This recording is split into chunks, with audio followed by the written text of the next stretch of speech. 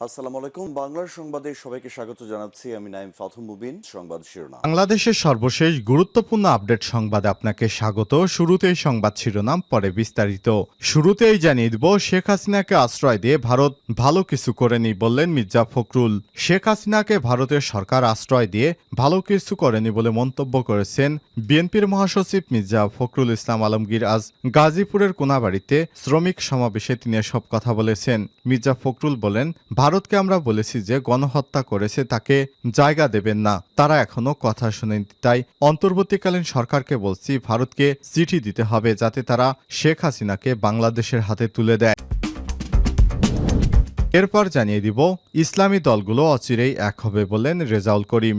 ইসলামী দলগুলো অচিরেই এক হয়ে ইসলাম ও মানবতার পক্ষে পরিবেশ তৈরি করবে বলে জানিয়েছে ইসলাম আন্দোলন বাংলাদেশের আমির মুফতি সৈয়দ মোহাম্মদ রেজাউল করিম। আজ রাজধানীর ইনস্টিটিউশন অব ডিপ্লোমা ইঞ্জিনিয়ার্স মিলনায়তনে আয়োজিত ইসলামী যুব আন্দোলন বাংলাদেশের প্রতিনিধি সম্মেলনে সব কথা বলেন তিনি।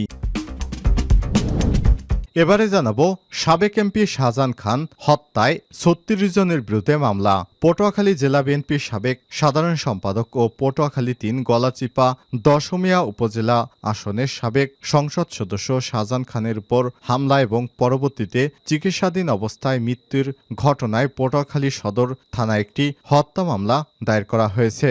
গতরাতে নিহত শাহজাহান খানের বড় ছেলে পটুয়াখালী জেলা যুবদলের ভারপ্রাপ্ত সাধারণ সম্পাদক শিপলু খান বাদী হয়ে পটুয়াখালী জেলা আওয়ামী লীগের সভাপতি কাজী আলমগীর সহ ৩৬ জনের নাম উল্লেখ করে একটি হত্যা মামলা দায়ের করেছেন। এই মামলায় ১৫০ জনকে অজ্ঞাতনামা আসামি করা হয়। এদিকে সাবেক প্রধানমন্ত্রী শেখ হাসিনার জন্মদিন আজ, নেই কোনো ঢাকঢোল। সাবেক প্রধানমন্ত্রী শেখ হাসিনার ৭৮তম জন্মদিন আজ। জীবনের পরন্ত বিকেলে ভিন্ন এক বাস্তবতার মুখোমুখি হয়েছেন একসময়ের প্রভাবশালী এই শাসক। ক্ষমতার মোহ আর দুঃশাসনে ছাত্র জনতার গণ অভ্যুত্থানে দেশ থেকে পালিয়ে যেতে বাধ্য হয় হাসিনা। আজ হাসিনার ৭৮তম জন্মদিন, অথচ বাংলাদেশে তার কোনো ইমেজ নেই। বাংলাদেশে কাউকে তার জন্মদিন পালন করতে চোখে পড়েনি, নেই কোনো আগ্রহ।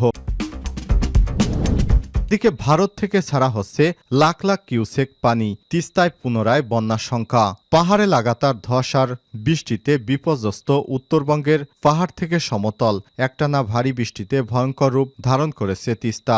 ডুয়ার্সের মাল ক্লান্তি থেকে শুরু করে বাংলাদেশ সীমান্ত পর্যন্ত ফুলে ফেঁপে উঠেছে খরস্রোতা তিস্তা।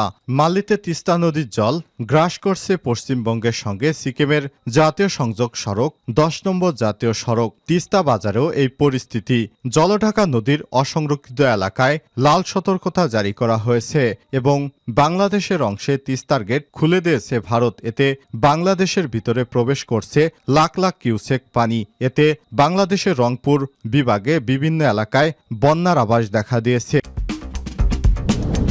এবং সর্বশেষ জানিয়ে দিব, ইন্নালিল্লাহ, হাসান নাসরুল্লাহ নিহত, নিশ্চিত করল হিজবুল্লাহ। ইসরায়েলে বিমান হামলায় লেবাননের সশস্ত্র সংগঠন হিজবুল্লাহর প্রধান হাসান নাসরুল্লাহ নিহত হয়েছেন। শনিবার ২৮ সেপ্টেম্বর এক বিবৃতিতে বিষয়টি নিশ্চিত করেছে ইরানপন্থী প্রতিরোধ যোদ্ধা দল হিজবুল্লাহ। ৩২ বছর ধরে এই সংগঠনের নেতৃত্বে ছিলেন হাসান নাসরুল্লাহ। খবর আল জাজিরার। প্রিয় দর্শক, এতক্ষণ শুনছিলেন সংবাদ শিরোনাম, এবারে বিস্তারিত।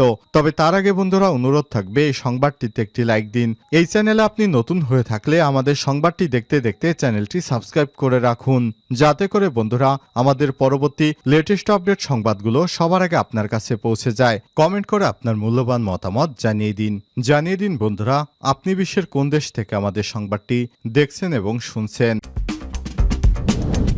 শেখ হাসিনাকে আশ্রয় দিয়ে ভারত ভালো কিছু করেনি, মির্জা ফখরুল। শেখ হাসিনাকে আশ্রয় দিয়ে ভারত ভালো কিছু করেনি বলে মন্তব্য করেছেন বিএনপির মহাসচিব মির্জা ফখরুল ইসলাম আলমগীর। শনিবার ২৮ সেপ্টেম্বর গাজীপুরের কোনাবাড়িতে শ্রমিক সমাবেশে তিনি সব কথা বলেছেন। মির্জা ফখরুল বললেন, ভারতকে আমরা বলেছি যে গণহত্যা করেছে তাকে জায়গা দেবেন না, তারা এখনো কথা শোনেনি। তাই অন্তর্বর্তীকালীন সরকারকে বলছি, ভারতকে চিঠি দিতে যাতে তারা শেখ হাসিনাকে ফেরত পাঠায়। এ সময় তিনি বলেন, শেখ হাসিনা শ্রমিকদের হত্যা করেছে, ছাত্রদের হত্যা করেছে, পুলিশ বাহিনীকে ব্যবহার করে দেশে ভীতিকর পরিস্থিতি তৈরি করেছে। তবে শেখ হাসিনা পালালেও তার প্রেতাত্মারা এখনো এদেশে আছে। তারা ভাবে আবারও হাসিনা ফিরে এলে আবারও লুটপাট করতে পারবে। এসব রাজনৈতিক দলকে ঐক্যবদ্ধ হয়ে দেশ রক্ষায় এগিয়ে আসার আহ্বান জানিয়ে তিনি বলেন, আমাদের চোখ কান খোলা রেখে স্বাধীনতাকে রক্ষা করতে হবে।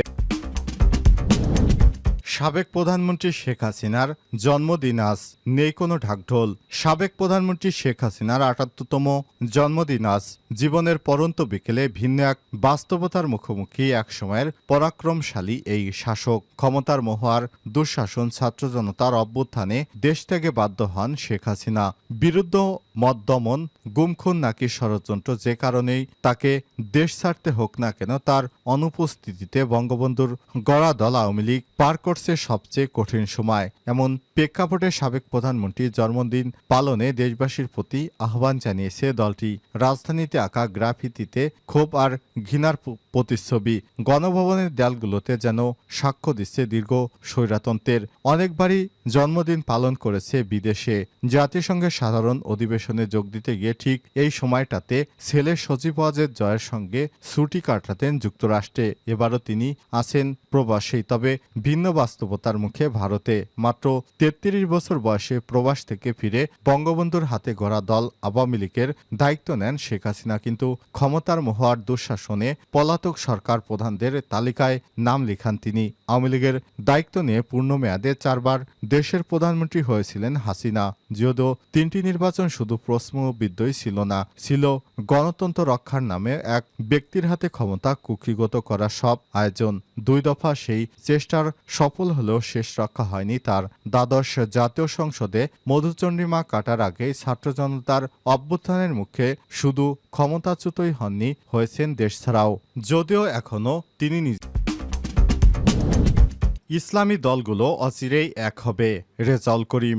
ইসলামী দলগুলো অচিরেই এক হয়ে ইসলাম ও মানবতার পক্ষে পরিবেশ তৈরি করবে বলে জানিয়েছে ইসলামী আন্দোলন বাংলাদেশের আমির মুফতি সৈয়দ মোহাম্মদ রেজাউল করিম। শনিবার ২৮শে সেপ্টেম্বর রাজধানীর ইনস্টিটিউশন অব ডিপ্লোমা ইঞ্জিনিয়ার্স ইনস্টিটিউশনে বাংলাদেশের প্রতিনিধি সম্মেলনে সব কথা বলেন তিনি। মুফতি রেজাউল করিম বলেন, ইসলামী দলগুলোর সঙ্গে নিয়মিত যোগাযোগ হচ্ছে। অচিরেই ইসলামী দলগুলো এক হয়ে ইসলামের পক্ষে, মানবতার পক্ষে পরিবেশ তৈরি করবে। বর্তমান শিক্ষা কমিশনে ইসলামী চিন্তাবিদ না থাকার প্রসঙ্গ টেনে তিনি বলেছেন, অন্তর্বর্তীকালীন সরকারের সব স্তরের মানুষের সরকার, তবে এখন কেন যেন সেটি পরিলক্ষিত হচ্ছে না। ৯২% বেশি মুসলিমদের দেশে ঘটে যা জনমানুষের আন্দোলনে আলেমুলামারা এত গুরুত্ব রাখার পরও বর্তমান শিক্ষা কমিশনে একজনও ইসলামী চিন্তাবিদ নেওয়া হয়নি। আসন্ন নির্বাচনে মাঠ পর্যায়ে নিজেদের জায়গা তৈরি করতে কর্মীদের এখন থেকেই কাজ শুরুর আহ্বান জানিয়ে ইসলামী আন্দোলন বাংলাদেশের আমির, আল্লাহ চাইলে বিজয় কে ঠেকাবে, আর কেউ ইসলামী আন্দোলনের মাথায় নুন রেখে বড়ই খেতে পারবে না ইনশাল্লাহ।